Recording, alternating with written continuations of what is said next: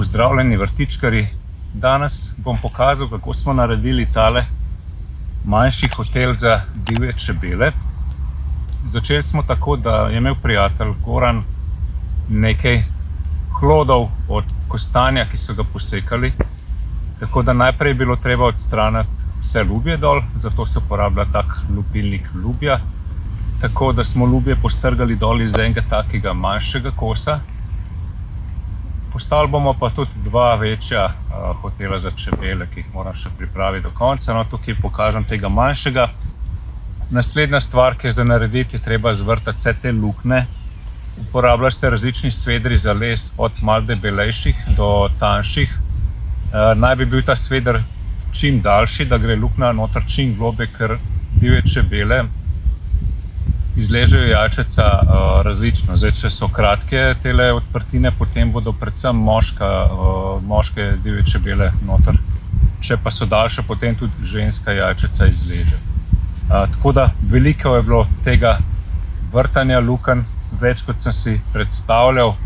To je vzelo kar nekaj časa, no, ampak danes imamo tukaj takle pripravljen hotel za divje čebele. Kar nas še čaka je, da ga postavimo na noge.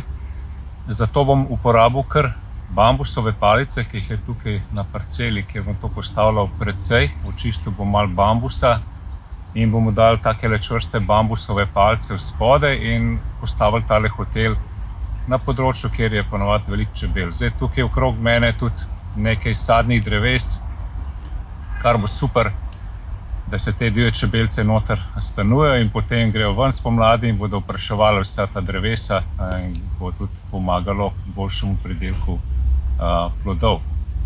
No, zdaj sem na sosedovi parceli oziroma na zapuščeni parceli, kjer se divje razrašča bambus. Pri bambusu je treba paziti, če ga sadite, da ga sadite v kakšen lonec, kjer ga umijete v rasti, ker če se ne umije, potem se on začne širiti in ga je zelo težko se znebiti. Ampak prije tak bambus tudi prav, tako da jaz bom tlele porezal par bambusov in iz tega bom naredil nogice za ta naš hotel za divje čebele. Seveda ga bom moral še očistiti.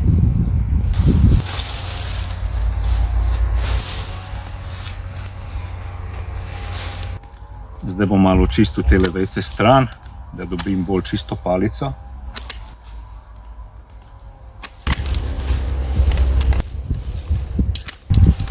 Jaz sem tukaj zdaj nabral 4 palice, sem si naredil, eno ima za rezervo, bom videl, kjer bom uporabil in pa pojmo tele nogice postaviti. Rad bi naredil 3 nogice, mislim, da bo vizualno najbolj zanimivo. Tule zdaj vidim približno debelino teh palic in bom izbral sveder, ki nekako ustreza. Upam, da bodo te palice dovolj močne, bomo videli dejansko, ko bom dal v zemljo. Zvrtal bom 3 luknje za palice, takole rahlo pod kotom navzven, da bo bolj stabilno potem stalo.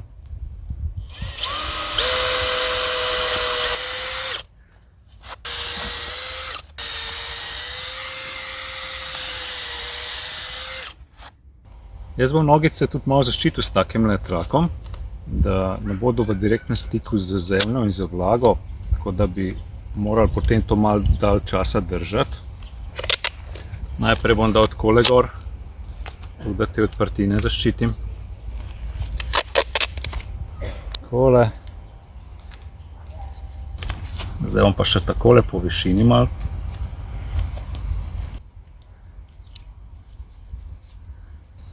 Jaz bom zdaj železno palico naredil že malo globjo luknjo, da to pol čim bolj globoko ga zapičimo v zemljo, da bo bolj stabilen. Tako. Tale hotel za divje čebele zdaj stoji, no, ampak na koncu sem moral z lopato ga vkopati noter, ker te luknjice, ki sem poskušal narediti predhodno, so se sproti zasuvale in ni šlo. Ostane še ena stvar in sicer gor bomo dodali takole strehco, da ga zaščiti pred dežjem, tudi pred soncem nekoliko. Takole za strehico bom jaz uporabil kar en takle cvetlični lonec, plastičen, ki ga bom dal gor na vrhu. Treba je paziti, da je on dovolj velik in da bo lepo prikril ta hotel za divje čebele. Tako, malenkost bom že zavrtal noter, da bo vijak lepše potoval noter.